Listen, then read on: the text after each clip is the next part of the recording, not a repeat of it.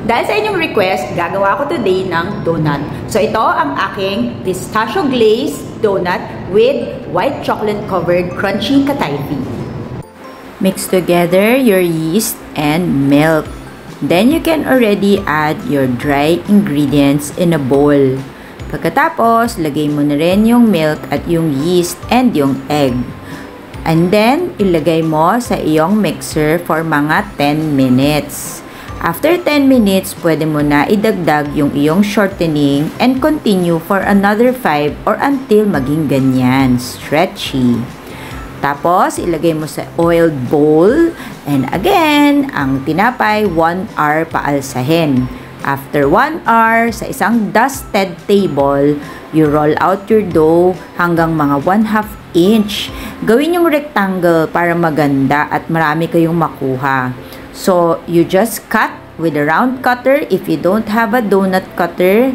And then, yung mga gitna, mas maliit na cutter. Yan, wag niyong sasayangin kasi lulutuin din natin yan. Yung mga sobra, i-roll out nyo rin at i-cut ulit.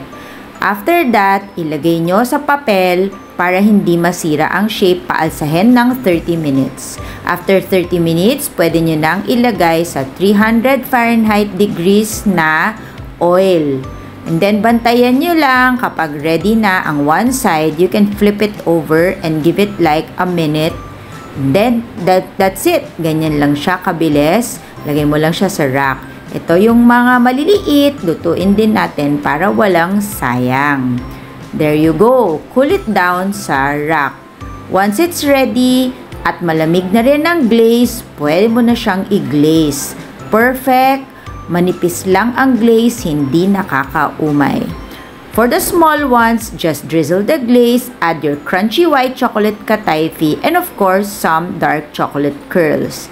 So, itong ating donut na nag-glaze na, lagay nyo ang white chocolate covered crunchy katayfi para meron namang crunch ang ating donut. And don't forget ang ating dark chocolate curls para talagang mas special. Thank you for your request.